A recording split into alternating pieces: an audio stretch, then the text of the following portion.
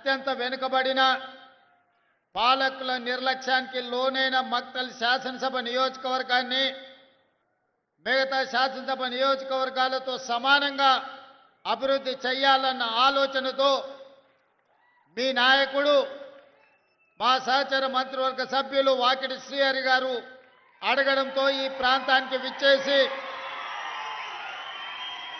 నిజమే కదా ఇన్నాళ్ళు కోన్ పూచేగా మక్తల్ అని మాట నానుడిని కాదని సబ్ కుచ్ పూచేగా సబ్ కుచ్ ఆయేగా మక్తల్ అని చెప్పి ఈనాడు మీ అందరి సమక్షంలో 2వ సంవత్సర విజయోత్సవ సభల్ని మక్తల్ నుంచి ప్రారంభించుకోవడం నాకు చాలా సంతోషాన్ని కలిగించింది. మిత్రులారా, ఉమ్మడి రాష్ట్రంలో చూసినాం, ప్రత్యేక తెలంగాణలో చూసినాం. ఎవరు ఉన్నా ఎవరు వచ్చినా ఎన్నికలప్పుడు ఎమ్మెల్యేలను గెలిపించండి, మేము అధికారంలో ఉంటాం, అధికార దర్పాన్ని ఎలగబెడతామని అడిగినోళ్ళే. కానీ మన మక్తల్ నారాయణపేట కొడంగల్ ప్రాంతాలకు నీళ్లు కానీ నిధులు ఇవ్వాలి అని, అధికారాన్ని పంచాలి అని ఏనాడు కూడా ఆలోచన చేయలే. ఇవాళ 2023 డిసెంబర్ 7 తారీఖు నాడు ప్రజాప్రభుత్వం ఇందిరమ్మ పాలన అధికారాన్ని చేపట్టడానికి ఉమ్మడి పాలమూరు జిల్లా నుంచి మీరు ఆశీర్వదించి 12 మంది శాసనసభ్యులను నాకు తోడుగా అండగా నిలబడి అత్యంత సామాన్య కుటుంబాల నుంచి వచ్చిన వాళ్ళను మీరు ఎమ్మెల్యేలుగా హైదరాబాద్కు పంపించడం జరిగింది. 12 మంది సోదరులను ఒక బలగంగా ఒక బంధువులుగా ఈ ప్రాంతం నుంచి మీరు నాకు అండగా నిలబడడానికి అందించడంతో తెలంగాణ రాష్ట్రానికి 2వ ముఖ్యమంత్రిగా ఈనాడు పార్టీ ప్రజలు ఆశీర్వదిస్తే, ఆనాడు నిజాం నవాబుల నుంచి, నిజాం సర్కార్ నుంచి స్వతంత్రం వచ్చి మొట్టమొదటి హైదరాబాదు రాష్ట్రం ఏర్పడ్డప్పుడు మన పాలమూరు బిడ్డ బూరుగుల రామకృష్ణారావు గారు మొట్టమొదటి ముఖ్యమంత్రిగా బాధ్యతలు చేపట్టిండు. ఆనాటి నుంచి ఈనాటి వరకు 75 సంవత్సరాలలో మన పాలమూరు జిల్లాకు మళ్ళీ ముఖ్యమంత్రి అవకాశం రాలే. ఎవరు ఈ ప్రాంతానికి మంత్రులైనా ఆ ముఖ్యమంత్రుల చెప్పు చేతల్లో కట్టు బానిసలుగా కొనసాగడం వల్ల మన జిల్లా అభివృద్ధి కార్యక్రమాలు జరగలేదు. వలసలు వెళ్ళే ఈ జిల్లా తట్ట పని, పార పని, మట్టి పని కోసం ఇతర రాష్ట్రాలు, ఇతర దేశాలకు బ్రతకడానికి వలస వెళుతున్న మన కష్టాలను, మన కన్నీళ్లను తూర్చడానికి ఎవరు బాధ్యత తీసుకోలే. అందుకే ఈనాడు ఈ పాలమూరు జిల్లా చైతన్యమై మీరందరూ కలిసికట్టుగా ఈ ప్రాంతం నుంచి 12 మంది శాసనసభ్యులను ఎన్నుకొని నిండు మనసుతో ఆశీర్వదించడంతో ఈనాడు తెలంగాణ రాష్ట్రానికి నాయకత్వం వహించి తెలంగాణ రాష్ట్రానికి 2వ ముఖ్యమంత్రిగా ఈ పాలమూరు బిడ్డ, ఒక రైతు బిడ్డ, మీ సోదరుడు, మీతో పాటే ఉండి మీతో పాటే పెరిగి ఒక జడ్పీటీసీగా, ఎమ్మెల్సీగా, ఎమ్మెల్యేగా, ఎంపీగా, కాంగ్రెస్ పార్టీ అధ్యక్షుడిగా ఈనాడు తెలంగాణ రాష్ట్ర ముఖ్యమంత్రిగా మీ ముందు నిలబడ్డాడంటే మీరు నిండు మనసుతో ఆశీర్వదించి, పాలమూరు గడ్డ ప్రేమిస్తే ప్రాణమిస్తుంది, మోసగిస్తే పాతాళానికి తొక్కుతుంది అని నిరూపించరు.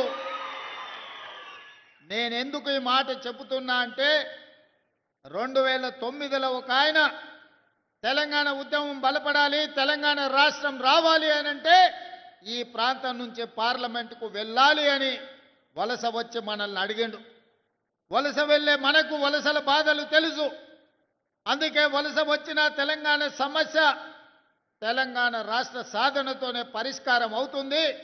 తెలంగాణ రాష్ట్రం వస్తే మా కల్వకుర్తి ఎత్తిపోతల, మా జూరాల, మా నెట్టంపాడు, మా కోయిల్ సాగరు, మా భీమా, మా పాలమూరు రంగారెడ్డి ఎత్తిపోతల పథకాలు పూర్తయితే మా జిల్లాలో లక్షలాది ఎకరాలకు నీరు పారుతుంది, పచ్చని పంటలు పండుతాయి, మా జీవితాలలో వెలుగులు వస్తాయి అని ఆశించి ఆనాడు ఆశీర్వదించినాం.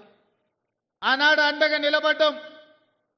పాలమూరులో ఊరు లేకపోయినా పార్లమెంటులో నోరు లేవకపోయినా మనం ఆశీర్వదించడంతో 2014లో తెలంగాణ రాష్ట్రాన్ని సాధించి మొట్టమొదటి ముఖ్యమంత్రిగా బాధ్యత చేపట్టిన పెద్దాయన మన జిల్లా ప్రాజెక్టులు ఒక్కటి కూడా పూర్తి చేయలే.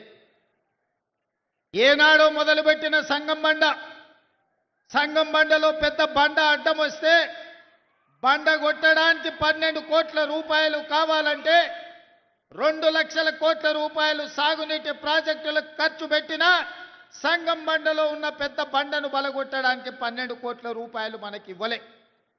మన ప్రాజెక్టులు మన సంగమండ ప్రాంతం ఒక కోయిల్ సాగర్ కావచ్చు, ఒక నెట్టంపాడు కావచ్చు, ఒక జూరాల కావచ్చు, ఒక కల్వకుర్తి ఎత్తిపోతలు కావచ్చు, ఒక పాలమూరు రంగారెడ్డి ప్రాజెక్టు కావచ్చు. మన సాగునీరు మన తాగునీరు కోసం ఏనాడు వాళ్ళు తాపత్రయపడలేదు, ఏనాడు మన సమస్యల్ని పరిష్కరించడానికి ప్రయత్నం చేయలేదు. అందుకే అన్ని ఆలోచన చేసి ఇక వాడికో వీడికో పెత్తనం ఇచ్చి ఈరోజు వాళ్ళని అడుక్కునే పరిస్థితి కాదు. మా బిడ్డ మా ఓడే ఈ తెలంగాణలో పెత్తనం ఉండాలి, మట్టి పనికి పోయినా ఇంటోడే పోవాలని పెద్దోళ్ళు ఎట్లయితే అన్నారో ఇవాళ మట్టి పని పార పని చేసే మన పాలమూరు ప్రజలు ఈనాడు పాలమూరు బిడ్డనే ఆశీర్వదించి తెలంగాణలో అధికారాన్ని కట్టబెట్టిండ్రు. అందుకే ఇవాళ మా పెద్దలు దామోదర్ రాజనరసింహ గారి సహకారంతో, మా మిత్రులు కోమటిరెడ్డి వెంకటరెడ్డి గారి సహకారంతో ఈనాడు కల్వకుర్తి ప్రాజెక్టులను పూర్తి చేసుకోవడమే కాదు, పాలమూరు రంగారెడ్డి ఎత్తిపోతల ప్రాజెక్టులో భాగంగా మా అనిరుద్ధ్ రెడ్డి ఎన్నాళ్ళ నుంచో మా ప్రాజెక్టుకు R&R సరైన న్యాయం జరగలే.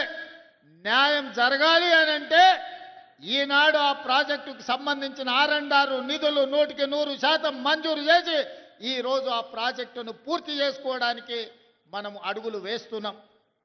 అదేవిధంగా ఉమ్మడి రాష్ట్రంలో మనమందరం ఆనాడు చిట్టం నర్సిరెడ్డి గారు ప్రారంభించిన మక్తల్ నారాయణపేట కొడంగల్ ప్రాజెక్టును ఉమ్మడి రాష్ట్రంలో నేను మంజూరు చేయించుకొస్తే ఆనాటి ప్రభుత్వం 10 సంవత్సరాలు ఆ ప్రాజెక్టును ఆ జీవోలను తొక్కిపెట్టి మన నోట్లో మట్టి కొట్టిండ్రు.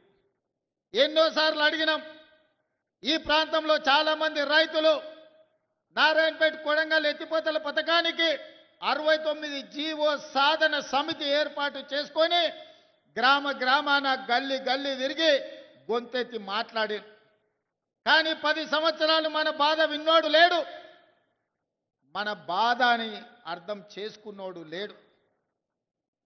మళ్ళా 10 ఏళ్ళు నిర్లక్ష్యానికి లోనైన నారాయణపేట కొడంగల్ ఎత్తిపోతల పథకాన్ని ప్రభుత్వం వచ్చిన ఎంబడే పనులు ప్రారంభించాలని టెండర్లకు అనుమతులు ఇచ్చి టెండర్లు పిలిస్తే కుట్రలు చేసి కోర్టులో కేసేసి సంవత్సరన్నర ప్రాజెక్టును ఆపినరు. ఈ ప్రాంత రైతులు మా భూమికి 14 లక్షలు ఇస్తే సరిపోదు, మాకు కొంచెం ఎక్కువ ఇవ్వండి, మీ సహకారం ఉండాలి అని మిత్రులు శ్రీహరి దగ్గరికి పోతే శ్రీహరి వచ్చి నాకు కలిసిండు.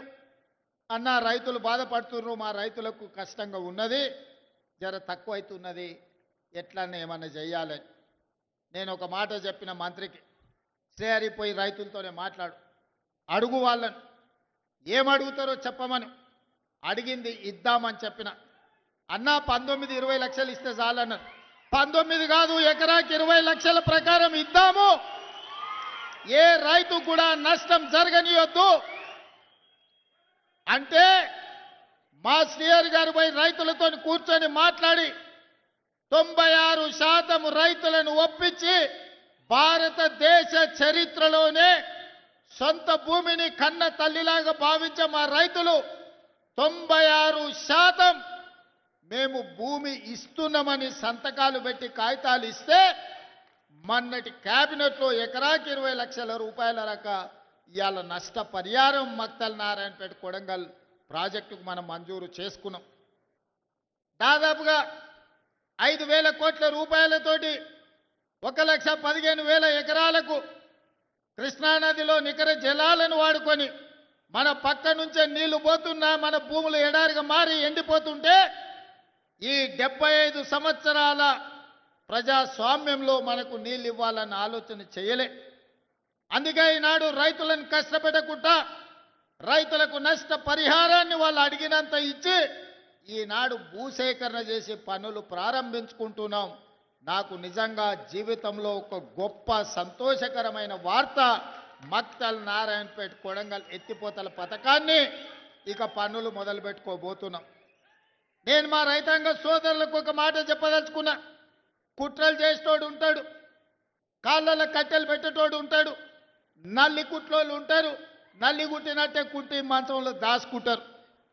మనం ఇప్పుడు గిన చేసుకోకపోతే ఇక జీవితంలో ఎన్నడూ రాదు.